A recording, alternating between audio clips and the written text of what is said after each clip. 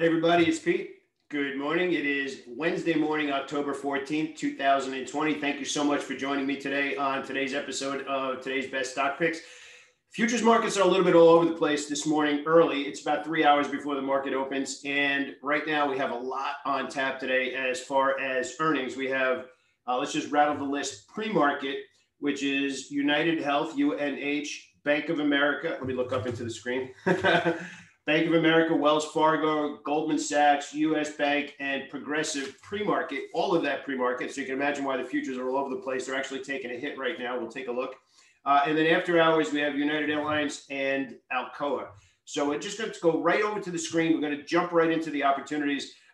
We were looking for a positive day today after the market took a break yesterday. We had three really good bullish gaps that just consolidated yesterday. Not a big deal. It was a day where the market opened lower, stayed below the open price, but that was good. The market got a little bit ahead of itself, very healthy. Now we can dig in and look for some opportunities. The one thing I will say, though, is Citigroup and JP Morgan both opened higher yesterday after being up for about a week and a half, maybe 2 weeks. And we started to say maybe they're starting to perk up a little bit. And they were. We got some nice trades out of that. Earnings came out, slapped them down a little bit.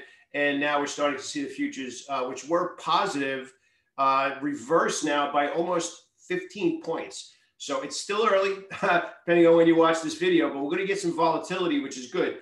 Something that we've discussed a lot in the community inside the boot camp, which, by the way, if you're not in the boot camp, click down and learn about it, is patience and focus. You will have a much easier time making money right now if you narrow your list, master that list, and have focus and discipline to not trade and focus on the stocks that are in the universe. And here's why. We're not in August anymore. You know, it sounds like Dorothy we're not in Kansas anymore. August was a month and a little bit of July, but August was a month where no matter what mistake you made, the market just picked it up for you. Said, oh, I'll take care of that and push stocks higher. We're not there right now. So we have a lot of earnings. We still have the cloud over if and when the new stimulus package and how much it's going to be. So that's kind of like a cloud over the market that is potentially ready to explode the market. But until that happens, there's going to be a lot of indecision, and especially in the afternoons. If you're day trading right now, you're probably seeing this where the opening of the market is amazing. Our game plan, we just have trades flying off our fingers, but we're being a little bit more aggressive with booking profits earlier in the day instead of allowing them to maybe hold to the close and look for another trade the next day. So that first 2 hour window is really where it's at right now. And it might stay that way between now and the election. We've had plenty of good swing trading opportunities. We'll take a look at a couple of them now, but you really need to fine tune your entries, because if you're entering late or chasing some of these ideas, you're probably going to be underwater on those trades. So we're going to point out a few of them, what they actually look like, and get going. So let's head on over to the charts and take a look at the futures. So this is what I'm talking about here in the futures markets. You can see just literally prior to starting here today, we were up pretty good. And now the futures have pulled back quite a bit. So you can see here roughly 15, 20 points, somewhere in that area.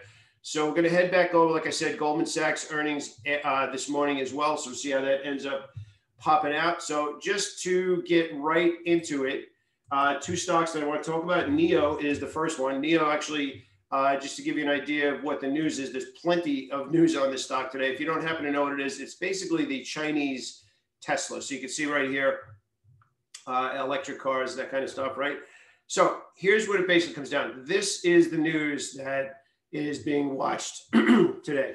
And it essentially is this. Okay, JP Morgan upgrades the stock to $40 per share, and now it's actually trading up 9% pre-market. Now, this is a stock that we watch every day in the community, but you can see that the stock rallies, does nothing for a month, rallies, does nothing for a month, rallies, and did nothing. Maybe it's a little bit upgrade, giving a little bit better bump.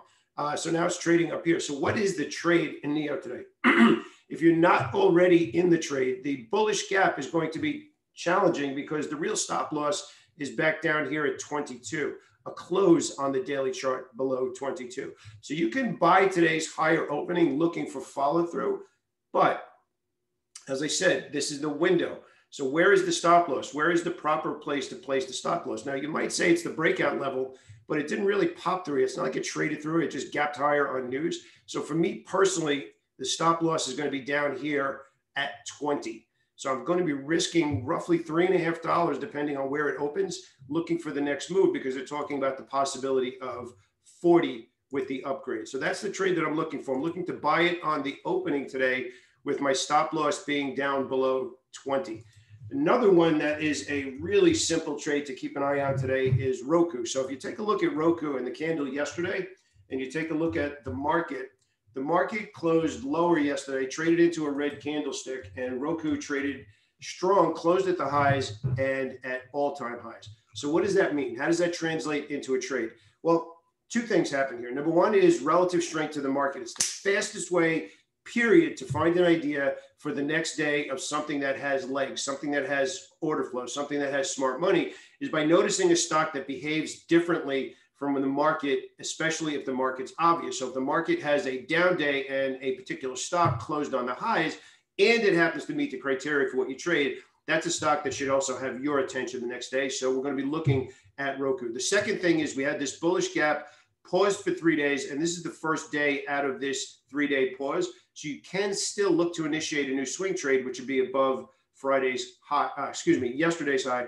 But now the question is, where is the stop loss? You're talking about this is yesterday's high is 239 and change, and the low is 219. You're talking about a $20 stop loss, which is the proper stop loss, quite honestly, because this is the area. You have to be risking down here, and you can't be managing this as a day trader if you're at your other full-time job. And quite honestly, the proper stop loss is outside of that area. So you have to determine, do you want to chase after it already rallied $20, which it can go quite a bit more, but this is what the stock normally does. So now the question is, do you have fear of missing out and trade today's high, or do you wait for a couple of day pullback to see this happen again? I personally, honestly, I don't want to risk $20 in a Roku trade because there isn't enough $20 move, $60 moves in Roku to justify risking 20. So what I am personally going to do is I'm going to wait for it to give me a inside candlestick or maybe a couple of day pullback like this. And I don't care about the fear of missing out because I don't want to manage it on a $20 stop loss. Moving on, we actually have JKS and NET. Both of them continue to be strong. I like both of them. Now, JKS actually went well bid, so a new entry at yesterday's high as well. NET actually paused for about a hot minute and then took off again. Now, again, we keep saying this is not a new swing trade stock because of the parabolic move. However, we did say that we'll be day trading the stock because of how strong it is. So we're not looking to initiate a new swing trade because 5 days from now, we're not expecting it to be higher. However, day trade criteria, if it still meets that criteria, which you can see here, this is the opening price and it was above the open the whole day. Same criteria for NET today. Disney had some good news yesterday. Talk about the streaming service, looking to be bidding for this stock again. We actually were trading this stock pretty aggressively after this was earnings that gapped, couldn't get through 132. We said, okay, past 132, we like it. So this was a pullback that we bought, traded through 132. We actually added it above 132 and turned out to not be profitable on the second piece. The first piece was, and now we're looking at 132 again. So you got a gap yesterday, 132, big resistance. So now you're stuck here. You're like, okay, yesterday's not that far away from 132. You can see it's actually opening up around 129.50 or projected to open around 129.50. So the proper trade here, if you like Disney a little bit longer term, is to put on the first piece above yesterday's high, risk down here to the low, and add over 132. FSLR, again, finding some stocks that had good relative strength to the market yesterday. And this is an interesting one. If you look back, we've been watching, we have trend lines all the way back into 2015, 16, and 17. You can see this was a big level for it to get through the $72 level. It's up at 82 now and has plenty of room to go to the next target. And it had relative strength yesterday, and it had a 4-day pause. So again, very similar. We like it now that it's well bid on the daily chart, looking for a breakout. SFIX, a little bit cheaper stock for those of you that want to get involved. We were looking for the stock to be well bid outside of this range. Finally went well bid, and the entry was here, and we're still looking to remain long this stock right now as well. DDOG is a tricky stock. A lot of people asking about DDOG. Look, DDOG exploded on news with Microsoft. That was the catalyst. Now what? How does the stock follow through? It yesterday gave us a really clean swing trading entry, which we keep talking about every day. You can see it right there on the screen. Now you're looking to hold this stock, but not necessarily add to it until it reaches certain criteria. to put a new trade on. Now, if you missed yesterday's entry, it's not too late. I would just do it a little bit less share size. Etsy also punching through to new highs. So again, all these stocks at all-time highs, absolutely. Chewy's a different animal here. We actually had our target set at 70 for Chewy. So a good push higher would probably have us scaling out into Chewy today. So not a new trade. That's what we're managing profits on. Netflix, pretty close to all-time highs.